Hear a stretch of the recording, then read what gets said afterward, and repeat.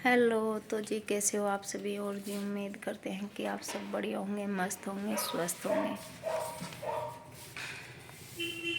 तो जी जैसे कि मैंने बताया ही था कल के वीडियो में कि जो है ना, कल तो मैंने वीडियो डाला ही नहीं था। तो मैंने जैसे कि बताया था कि दैविक को जो है ना छाले पड़ गए हैं, मुंह में, हाथ में, पैरों में, सब जगह छाले पड़ गए हैं। और ये फिर मैंने गूगल पे भी सर्च करके देखा, यूट्यूब पे भी सर्च किया है। तो उसमें माउथ फुट और जी हैंड माउथ फुट करके कुछ कोई बीमारी है जो कि ये हफ्ता से 10 दिन में ठीक होती है ऑटोमेटिक। एक वायरल प्रॉब्लम है, मतलब कि जैसे कि वायरल फीवर होता है, अपने आप से कोई गंभीर समस्या नहीं है लेकिन ठीक हो जाता है। तो वही जो है ना दैविक को हुई है, और उसी के चलते जो है ना मैं जो थेरेपी, मेरा मतलब है, मेरा जो कंटेंट है वो है थेरेपी बच्चों को जो प्रॉब्लम होती है, डिसऑर्डर होता है। और जी ऑटिज्म में यही सारी चीज़ें होते हैं। डिसऑर्डर मतलब कि जैसे कि बच्चा किसी भी चीज़ पर अपना फोकस नहीं जमा पाता है, ध्यान नहीं जमा पाता है। और यही कि मतलब बच्चा जो है ना बहुत सारी चीज़ें, बहुत सारा बिहेवियर उसका अलग होता है। इस चीज़ों को समझने में और मतलब हर चीज़ में उसको बहुत सारी दिक्कतें आती हैं। चीज़ को समझने में, चीज़ का नाम लेने में, या कोई भी बात करने में, या बात को समझने में उसको बहुत प्रॉब्लम होती है बच्चों को। ऐसा नहीं है कि बच्चे, मतलब कि इन बच्चों को मानसिक बीमार नहीं कह सकते हैं, लेकिन इनका दिमाग जो है ना एक अलग तरीके से काम करता है, अलग तरीके से सोचता है, अलग तरीके से काम करता है। अब इस दुनिया में मिलकर रहना है तो वही थोड़ा बहुत जो है ना, हम अलग तो नहीं चल सकते हैं। तो हो वही चीज़ हमारे बच्चों के साथ में भी होगी, क्योंकि अगर मान लिया कि 70% बच्चे अच्छे हैं और जीवन में 30% बच्चे ऑटिज्म हैं, और ऐसा ही है। अगर 70 बच्चों में से देखा जाए तो 30 बच्चों को ऑटिज्म है।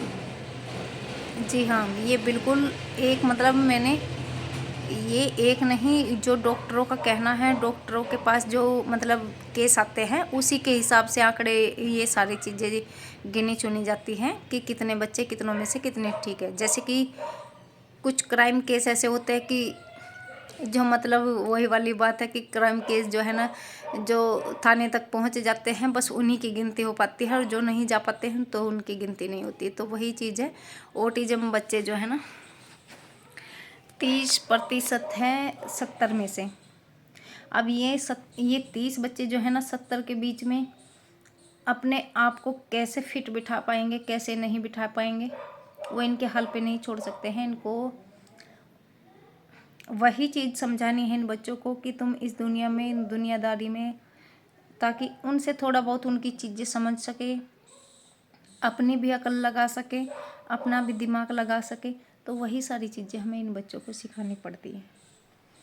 ये कोई बीमारी नहीं है, बस वही है कि बच्चे अगर किसी चीज़ से भटक रहे हैं, अपनी राह से भटक रहे हैं, तो इनके ध्यान को जो है ना सही ट्रैक पर चढ़ाना है, इनको सही ट्रैक दिशा देनी है, ताकि बच्चा अपना अच्छा बुरा भी समझ सके, दुनिया को भी गलत सही समझ सके कि दुनिया क्या क्या है, कैसी है, कैसे बाहर के लोग हैं, कैसे घर के लोग हैं, कौन आपसे प्यार करता है, कौन आपसे नफरत करता है। और अपना काम करना, अपना खाना पीना, अपने रोज़मर्रा के काम जैसे कि जो है ना बच्चे को आ ही जाने चाहिए, जैसे कि एक नॉर्मल बच्चे को होने चाहिए। तो वही चीज़ें हैं बस कि इन भटके हुए बच्चों को जो है ना थोड़ा सा हमें ट्रैक पर चढ़ाना है। और ट्रैक पर चढ़ाने के लिए जो इनकी, मैं तो देखिए दैविक को रोज़ थेरेपी कराती हूँ, एक्सरसाइज भी कराती हूँ। और जी इसमें सबसे बड़ा योगदान है मेडिटेशन का। मेडिटेशन भी आप लोग करा सकते हो, करा नहीं सकते हो डेली ही कराइए, भले ही 5 मिनट सुबह और 5 मिनट शाम को आप बच्चे से कराइए मेडिटेशन। अभी भी दैविक नहीं कर पा रहा क्योंकि उसके गले में भी दर्द है, गले तक छाले हुए हैं ना, और छाले इतने भयंकर तरीके से है कि बेचारा बोल भी नहीं पा रहा है। 2 दिन हो गए, मतलब इशारे करके चीज़ समझा रहा है लेकिन बोल नहीं पा रहा है। और जीभ के पूरी जीभ के नीचे लाल, एकदम डार्क लाल रेड कलर से हो गया सब। ये पूरा होठ वोट सब सूज गए हैं। अभी इस टाइम मेरे पास नहीं है, थोड़ा सा चला गया है इस तरफ अपने ताऊ की तरफ। नहीं तो अभी अभी भी मैं आपको दिखाती कि दैविक की कितनी बुरी हालत हुई है। और मैंने एक वीडियो में पीछे दिखाया भी था कि मैं इस वजह से दैविक को थेरेपी नहीं करा पा रही हूँ इस टाइम। तो इसमें 10 दिन तो लग ही जाते हैं। और उसका स्कूल भी बंद चल रहा है पूरा 15 दिन से। बच्चा पहले फीवर में था और फिर ये सब हो गया, तो 15 दिन हो गया उसको, स्कूल भी नहीं जा पा रहा है वो। तो यही चीज़ें हैं गाइस कि थोड़ा सा बच्चों को रूटीन में लेकर आइए इनकी।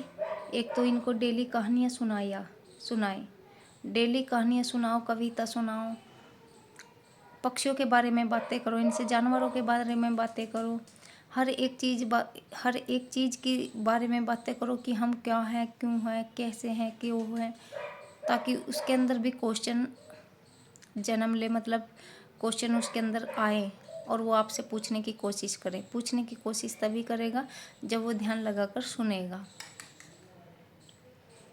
तो यही सारी चीज़ें हैं गाइज की, मतलब कहानियाँ भी डेली होनी चाहिए बच्चों से। घर के बेसिक काम, जैसे कि आपने खाना खा लिया तो अपनी थाली वहाँ पर रख कर आओ, किचन में सिंक में रख के आओ। आपने खाना खा लिया तो आप हाथ धुल कर आओ।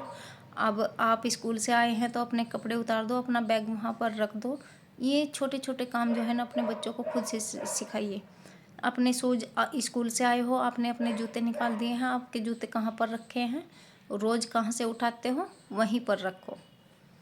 और ये काम मैं दैविक से डेली ही कराती हूँ कि अपने जूते जहाँ से उठा कर लाए थे सुबह, जब पहनाती हूँ तो इन्हीं से मैं जूते मंगवाती हूँ कि अपने जूते वहाँ से उठा कर लेकर आओ।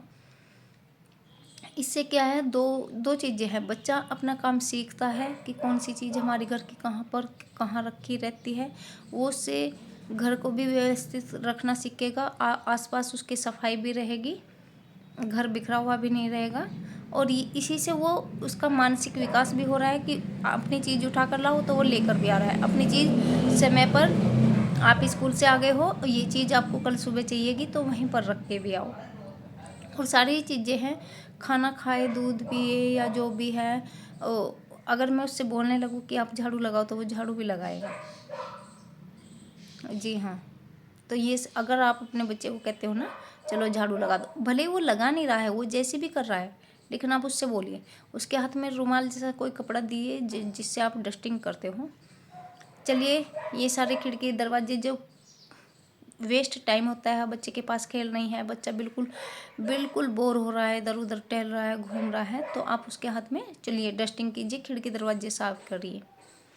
और ये देखो यहाँ पे डस्ट जमी है, यहाँ पे देखें ये धूल जमी है। तो ये सारी चीज़ें हैं ना, बच्चों को आप बताओगे, बच्चा बिल्कुल ध्यान लगाएगा, सारी चीज़ों को समझेगा और करने की कोशिश भी करेगा और काम करना भी शुरू कर देगा। और यही चीज़ मैंने की है दैविक के साथ में। ये सारी चीज़ें जो है ना, हम घर के काम जो करते हैं, ये हमारा एक थेरेपी ही होती है एक तरह की। क्योंकि हम थेरेपी क्या है कि चीज़ों को समझाने के लिए किया जाता है। और वहाँ इतने अच्छे तरीके से समझ भी नहीं पाएंगे शायद, जितने अच्छे तरीके से हम घर में उनको काम बता कर सिखा सकते हैं। जी हाँ। एक्सरसाइज मान लिया कि वो बहुत अच्छे तरीके से करा देंगे, हमसे ज़्यादा अच्छी एक्सरसाइज करा देंगे।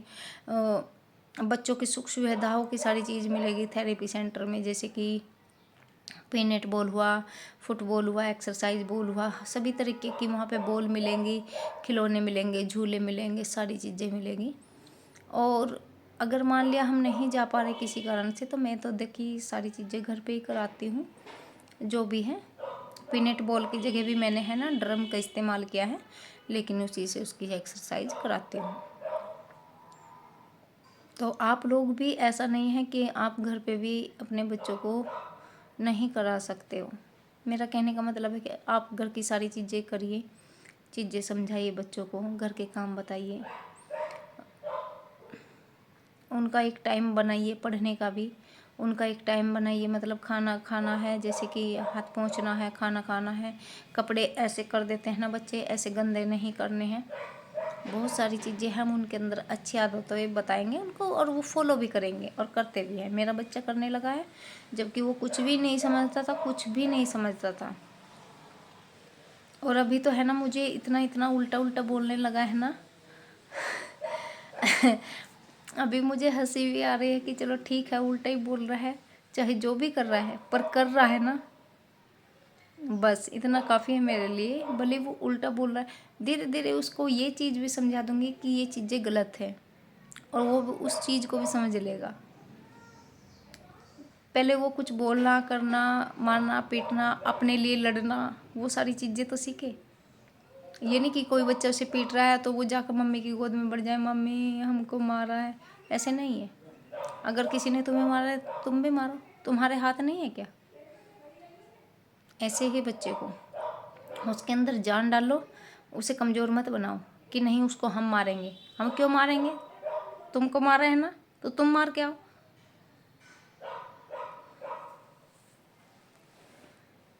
तो यही सारी चीज़ें हैं। मैंने बड़ी मुश्किल से दैविक के अंदर हिम्मत लेकर आई हूँ, क्योंकि सेल्फ कॉन्फिडेंस ऐसे बच्चों का बिल्कुल लो रहता है, बिल्कुल ही नहीं रहता है। तो उनका कॉन्फिडेंस बढ़ाने के लिए आपको उनके जो कराना पड़े वो कराइए, और फिर धीरे धीरे उनको सही, जब वो बोलना, करना, सारी चीज़ें उठक पटक करना जान जाए, धीरे धीरे तब उनको समझाइए, ट्रैक पर चढ़ाइए कि देखिए ये गलत होता है, ऐसे नहीं करते हैं, ये गलत होता है ना, बिल्कुल नहीं करना। तो इस तरीके से बोलना है ना।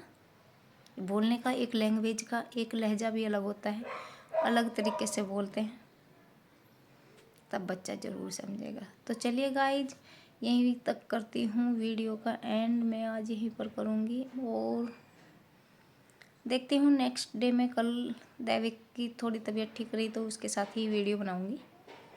तब तक के लिए बाय।